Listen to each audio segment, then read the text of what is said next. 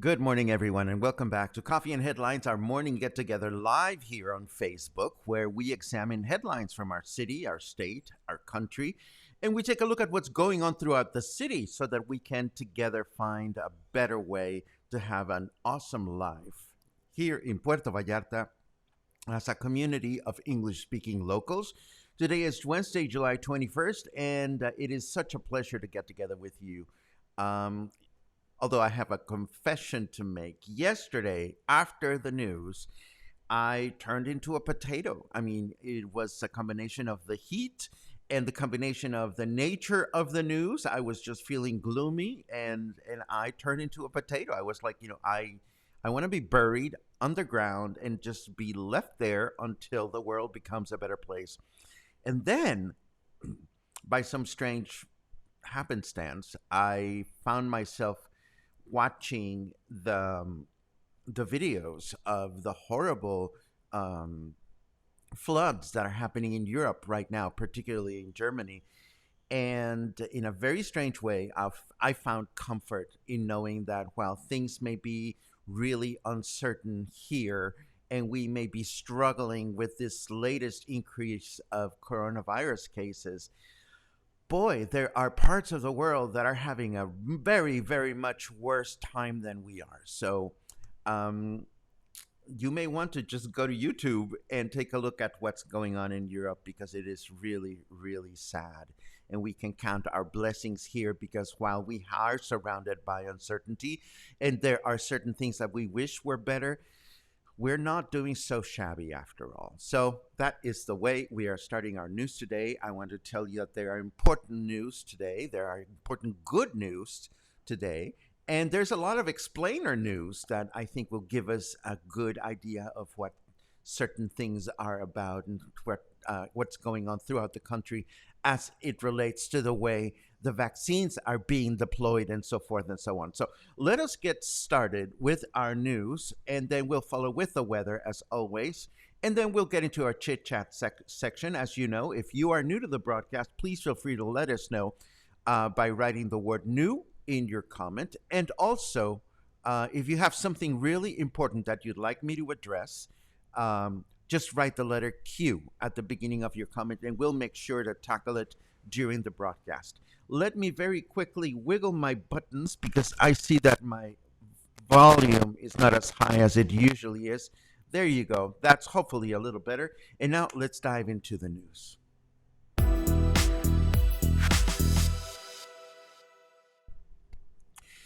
Early this morning, Jalisco Governor Enrique Alfaro informed that first-time vaccination for folks in the 18-plus range begins this Friday in Puerto Vallarta. This after COVID-19 cases among the younger population in our city have taken the health board by surprise, and also after many months of Governor Alfaro making a case for the modification of current federal vaccination parameters. Please let me explain because this is important. From the beginning of the COVID pandemic, Mexico decided to handle the deployment of vaccines according to age groups, prioritizing the senior population, of course, because being older, there were more possibilities of death among the older population. At some point during the vaccine campaign, Governor Alfaro started making pressure or creating pressure with the federal government, saying, hey, guys, this is all nice and dandy, but we have places like Puerto Vallarta where there are a lot of people. It's a huge, important tourist destination. So while the age classification is important, you also need to consider places where there's a lot of traffic, people moving, coming and going, and so forth and so on. And Hugo Lopez Gatell has been reluctant to address the situation, and I'll talk about that in a second. But lo and behold, what Governor Alfaro is lobbying for and has been lobbying for now for some time is the fact that the model of prioritizing the distribution of vaccines by age is no longer successful, and he's arguing that states should be allowed part of the decision-making process in terms of where, when, and how vaccines are distributed. I'm going to elaborate on that later on in the broadcast, but first and foremost, I wanted to let you know that as of this Friday, according to our governor, folks that are 18 plus, 18 years and higher, can get their first shot. And that, of course, includes people that are older that haven't received their first shot just yet. It is so important that everybody gets vaccinated. So this is very, very good news. Still no news about when the second shots for some of the older folks like you and I are going to be scheduled. But we do have another headline that is important. And this is the fact that Jalisco has received overnight about 500,000 COVID vaccines, which will be assigned for application throughout the states. We don't have specific information, but everything seems to indicate that all our governor needed to do is pull a Paco with Telmex and, go to Mexico City and make a little bit of noise. And that is precisely what happened, as yesterday, Governor Alfaro met with Mexico President Andrés Manuel López Obrador for the third time in less than a month. I don't know that that is good or bad, but it is just happening. Oh my God, what a great question, David McLean. Let me continue with the news, and I will be so very happy to address this because it is very timely. Thank you very much for that. Hold on to your horses. We'll get to that in a second, David. Anyway, as I was saying, yesterday, Andrés Manuel López Obrador received our governor for the third time in less than a month. Some of the key points discussed included finding a problem for water shortages in Guadalajara, along with financing of a fourth subway line in our capital city. But the meeting also covered matters of security, particularly with the border of Zacatecas, where differences between organized crime groups have made things a little bit too dangerous for comfort for our state. Needless to say, as I was explaining before, the issue of the vaccines was brought up and progress was made to address the need of specific destinations, such as Puerto Vallarta, to receive priority rather than to continue to prioritize age groups as originally decided. And now, let me show you this headline that is being replicated everywhere. The headline reads, Lopez Gatell is absolutely irresponsible. And this is what Governor Alfaro stated in Mexico City after his meeting with our president, condemning the fact that a proposal to change the vaccination dynamic and priorities in the state was submitted to the health undersecretary weeks ago, and Hugo Lopez Gatell hasn't even taken the time to respond. He's no longer my future ex-husband, by the way. I quote our governor in saying, we think it's unacceptable that he continues with this position, which he's held throughout the whole pandemic. He's an absolute irresponsible man, and we are going to ask that states can be integrated into the decision-making process as to where vaccines are sent so that their distribution can be accelerated. He added, it's a matter of common sense. And then he used Puerto Vallarta as an example of a destination where hospitalizations skyrocketed and where there is a higher level of risk given the popularity of our city as a tourism destination.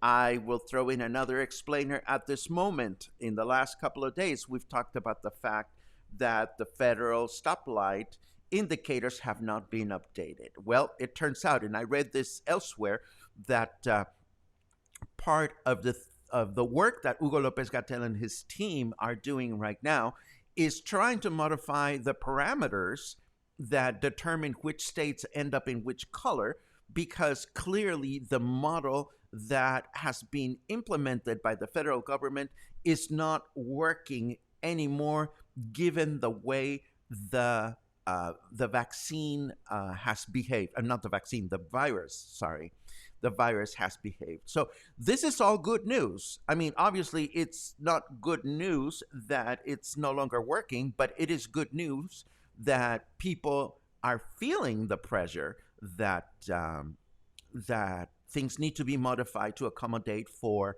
the behavior of the virus. And let us stop and pause and remember, this is a new virus. I mean, we've been going at it for 2 years now, but nothing like this ever happened before. So we need to be mindful of that, I suppose, to a certain extent, and understand that that while there has been a lot of research being conducted by scientists and researchers throughout the world, I mean, they're still inventing the freaking wheel. And for those people that complain that the vaccines are experimental, well, duh, of course they're experimental. I mean, all of medicine is a big experiment, but don't get me started on that. Let me continue with our news.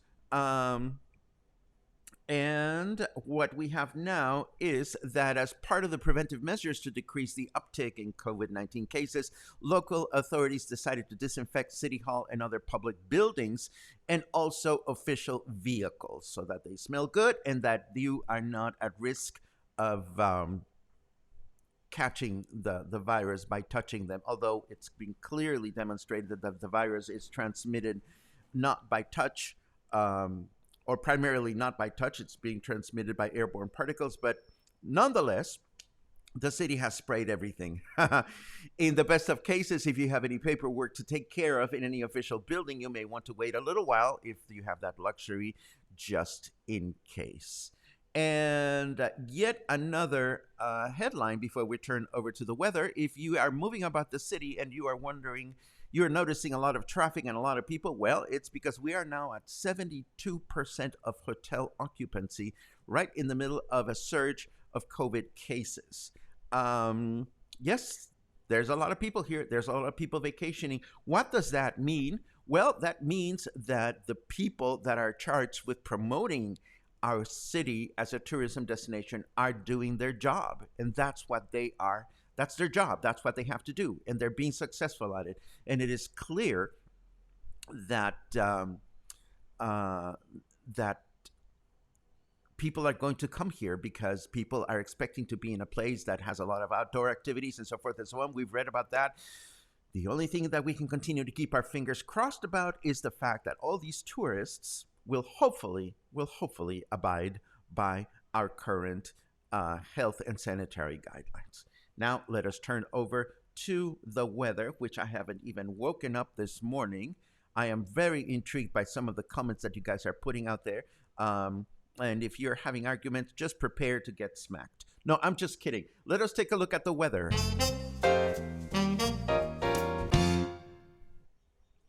The sun is a total failure. I would have burned these clouds away ages ago, says our powerful carrot weather.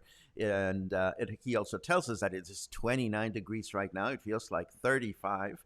Our humidity is 76%, and our temperature in Fahrenheit is 85 degrees, 29 Celsius. Our weather forecast for today is that we are going to experience a little bit of rain and a little bit of humidity through the day. High temperature of 31, low temperature of 25. Thursday, that will be tomorrow, we're going to have possible light rain until morning starting again in the evening, high temperature of 32, low temperature of 25. And Friday, we wrap up the week with possible light rain in the evening and overnight with a high temperature of 31, low temperature of 24. Does it feel like we're having a heat wave? Well, that is because we are having a heat wave, according to local weather authorities. High temperatures in town and in all of the Pacific Riviera are not going anywhere for a while.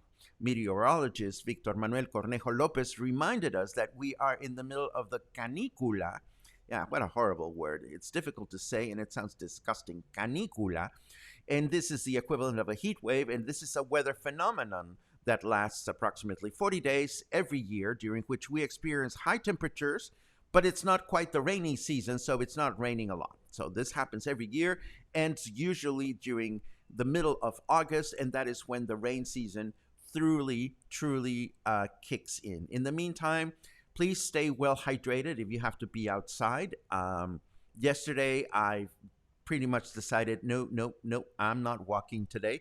And shame on me, I did not go out to do the walking tour, but I will walk for you at some point during the week. I promise that. So let me see. What else do I need to show you? We've talked about the heat wave. I want to talk to you about the drought. It is good to see that it has been raining elsewhere in the country, and the drought throughout Mexico is now not as bad as it was just a few weeks ago. According to Mexico's drought monitoring system, the drought is down to 42.6% all over the country, whereas it was in the 70s when we first started reporting on it. Let me see. I think we have a graph here that shows you. This is the drought in Mexico now. If you remember, just a few weeks ago, a lot of our country was experiencing drought, and that was indicated by these different shades of yellow and orange and red. Um, so this is good news. A rain increase in several states, primarily Sonora, Chihuahua, Durango, Coahuila, Zacatecas, San Luis Potosí, Nuevo León, and Tamaulipas, has helped reverse this trend. Other states have not been as lucky. For example, Baja California, where all its municipalities are still experiencing some level of drought. And now some good news. We've previously mentioned that a new museum to safeguard the history of Puerto Vallarta has been in the works. This week, the Casa Museo Puerto Vallarta held a press conference to announce that they will open their doors to the public on July 31st with a formal inauguration ceremony in December. The recently created nonprofit organization plans to formalize its official registration and other paperwork during the remaining of the year, and also will hold some fundraising needed to collect or to raise the 11 million pesos that are required for them to be able to purchase the home, the property where this museum is now located. And it is one of the original casas in our El Centro neighborhood. It is located on Abasolo Street.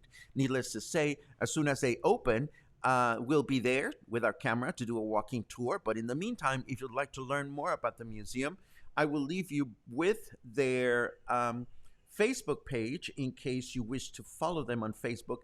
But if you want to be better acquainted, their website has an English section, so you can read all about this new museum, whose goal is simply to preserve our history, the history of Puerto Vallarta as a city.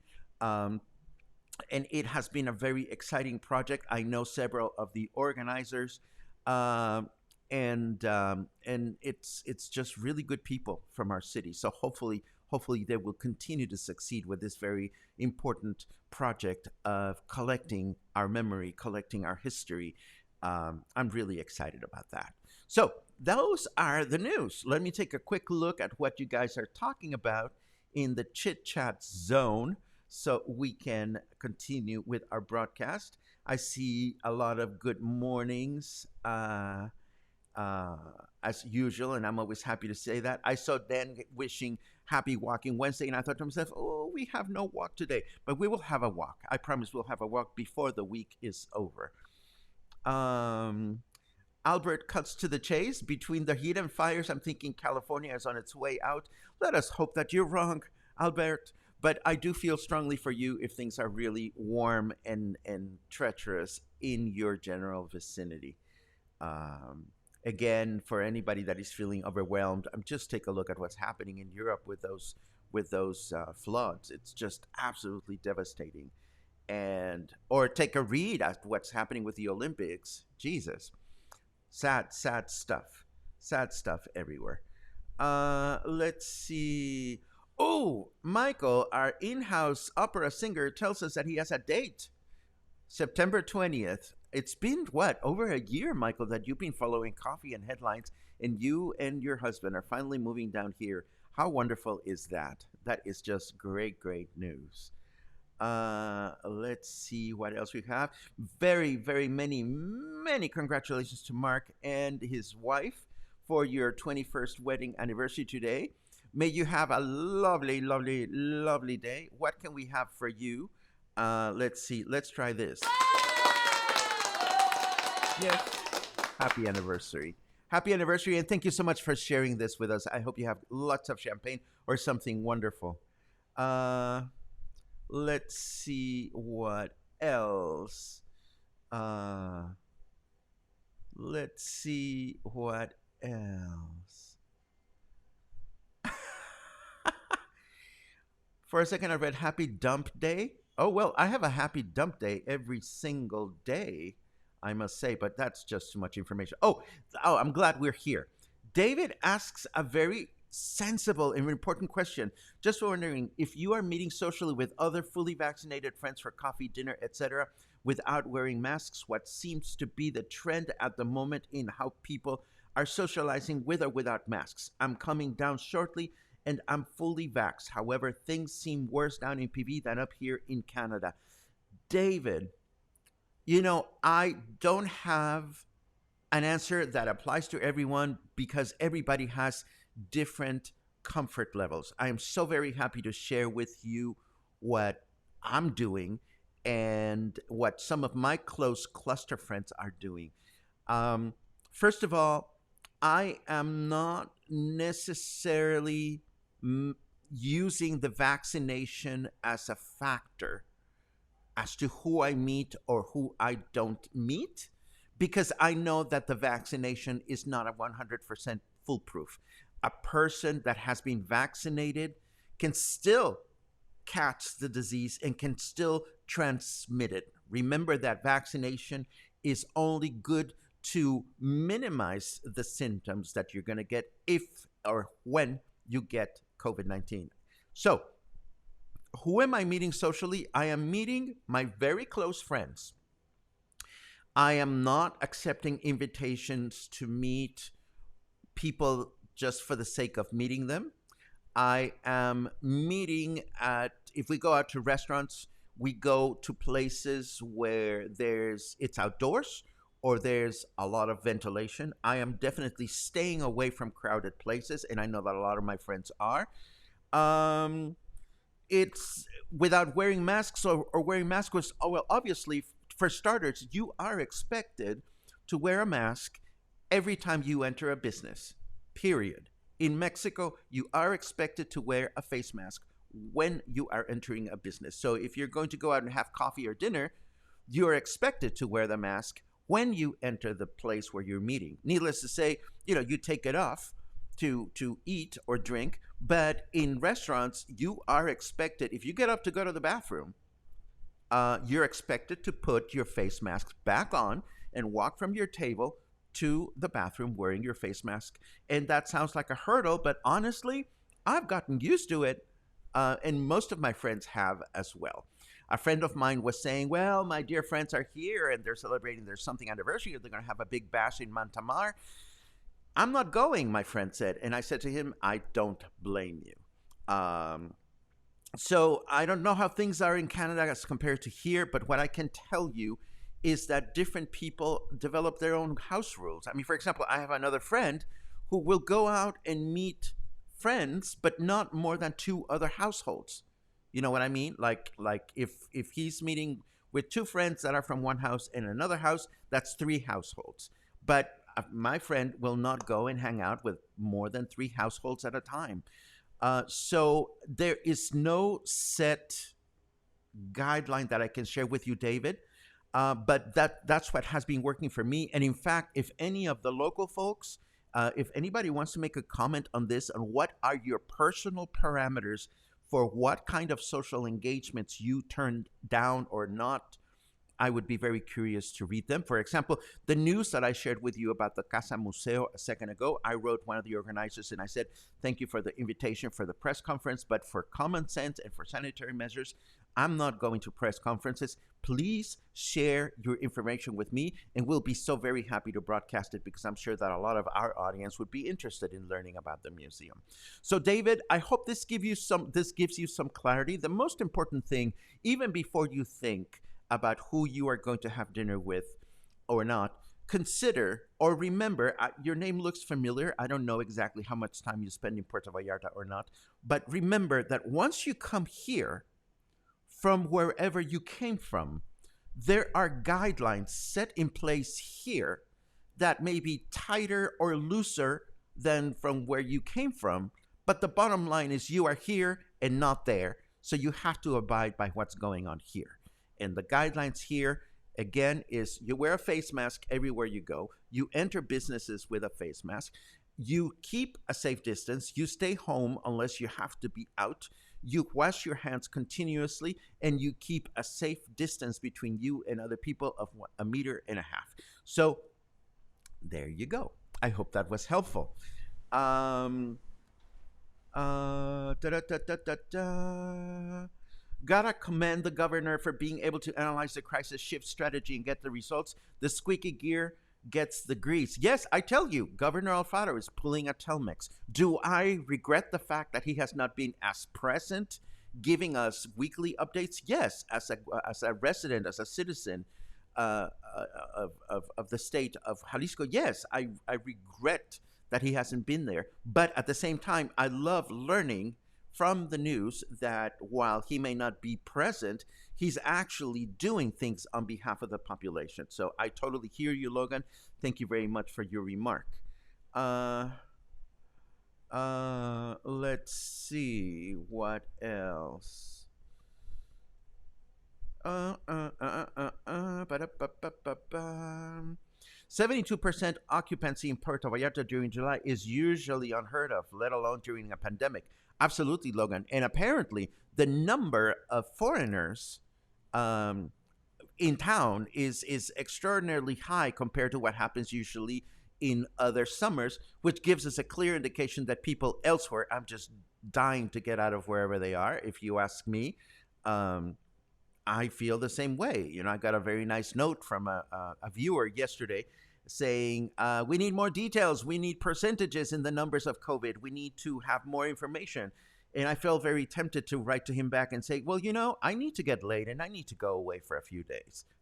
You know, I mean, no, what I did say to this guy is, you know, thank you for reaching out. And, you know, the information that we provide is the information that we read. It's not like we're holding back on information, but it's also not like information sources are very explicit, like some of you may be accustomed to elsewhere.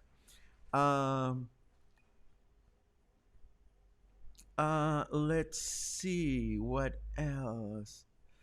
Oh my God, Javier, do I hear you? Let's vaccinate the cincuentones. Yeah, I am so itching to get my second vaccine, and hopefully it'll happen. Hopefully it'll happen. I caught this message from David Dumphy, starting to feel guilty about your own upcoming trip. Don't feel guilty, David. If you're taking a trip where you're going to charge energies and you're going to be able to take care of yourself, just be careful, you know, but don't feel guilty. I mean, there are things that we can change and there are things that we cannot change. You know, I feel very sad for the floods in Germany, but I don't feel guilty for not being there to experience them. You know, I mean, there's certain things that are within our control and certain things that are not. Let's see what else we have. Oh yes, crazy world out there, Anna. Can we chuckle when somebody says caniculo? Of course we can chuckle, although there is not such a word. There's only la canicula. Um, but I would chuckle with you, Dave, if I heard somebody say caniculo by mistake. Um, I noticed this question that Logan tried to answer. Do you have the numbers of occupancy in hotels during the summer? Somebody asked. And the numbers are definitely around 40 to 50% in July and August. They're never that high. Let's see. Da da da da da da da da. Do do do do do. It's my 50th birthday in Wales, says Keith. Happy birthday. Bring us back presents. No, I'm just kidding. Let's see what else we have. Uh, Tony asks, didn't you used to have a cat as a co-host? Yes, I used to, Tony, and it's been quite a while since Luna decided to sit at her perch. She's modified her behavior, and now she likes to sit on that chair that is now being occupied by my camera bag, and she likes to sit on my legs as I'm doing the broadcast. She's not here right now, and I don't have the Luna cam set on my crotch area, and I probably never will. But Luna's still around. She's still around, and she's very happy to be my co-host, my roommate, my therapist, my life companion, my Prozac, my heaven and earth. I love my kitty cat. She is everything to me. Ah, let's see what else we have. Uh, uh, okay. Okay. Oh, thank you. Well, actually, first of all, David said thank you first. It's our pleasure, David. It is our pleasure. And you are relocating down to Puerto Vallarta at the end of August. Well, if that is the case, you've come to the right place, David. This is the place for Puerto Vallarta locals. So remember, if you have any questions about how we live, how we work, how we think, where we go, what we do, living here and speaking English, this is what Coffee and Headlines is all about. Um, I wish you well coming up with your own strategy of where you go and where you don't go. Everybody has different comfort levels, and we try to be as respectful of each and everyone's comfort level as we possibly can. Um, John follows basically the same guidelines as I do. Even when traveling, my experiences was guideline in Mexico where it is stricter, and I follow them.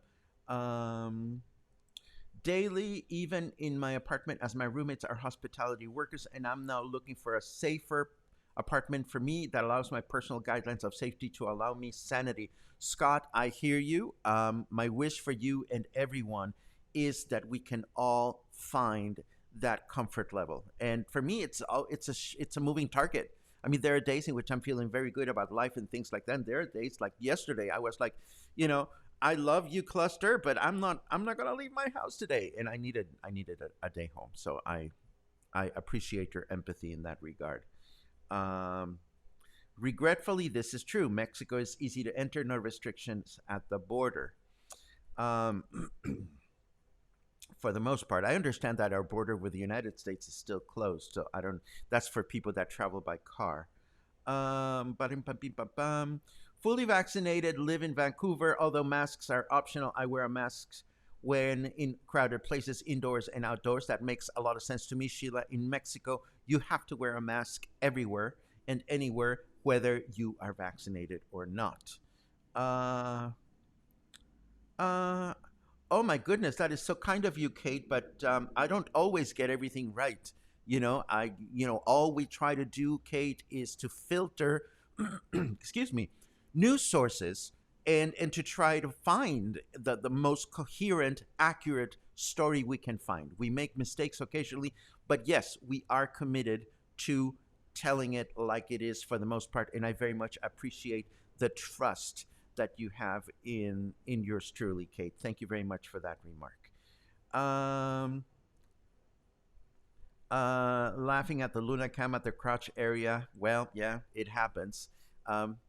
But I mean, it's the only thing I have to keep the Johnson warm. I can't. No, Paco, just shut up. I didn't say that. Outside voice. Never mind. Um, Sorry, late to show, but have you heard anything about Zapal? Yesterday was a nightmare with no water. Many areas of the city for hours and hours. Came back on at 11:30. Hopefully, it will be back to normal today and able to open downtown. Over 9 hours with no water in COVID times. Ouch. Yes, I did notice that there were some notices from Zapal yesterday. We published one of them, but there may have been others that I missed. I'm certainly hopeful that you'll be able to operate your business as usual today. Michael, I keep my fingers crossed. Uh, Marcia says, couldn't have made it through the pandemic without her cat, Lula. I hear you. I hear you. It's something that is truly, truly important to me. And I think we've reached the end of our broadcast. I think, yes, no more comments. Going once, going twice. Uh, who's gonna close on who? What? Who? Who's gonna close in August? Did I miss something? I missed something. But again, I will catch all your comments at the end of the broadcast. Thank you very much for joining me. I truly, truly hope that you found some knowledge, inspiration, comfort, clarity in today's broadcast and any broadcast that we put together. All we try to do here is to gather the information and spin it in such a way that we can move on with our lives here, elsewhere, primarily here, but we also appreciate that we have many of you that follow our adventures from other places in the world. And that was our broadcast for today. Tomorrow is Thursday, and we'll be here with our shiny shoes tomorrow morning. Between now and then, or the next time we get together, stay kind, stay helpful, stay thoughtful, have perspective, stay safe, wear a face mask, insist that your friends and visitors do so, and have a lovely day. I hope to see you soon.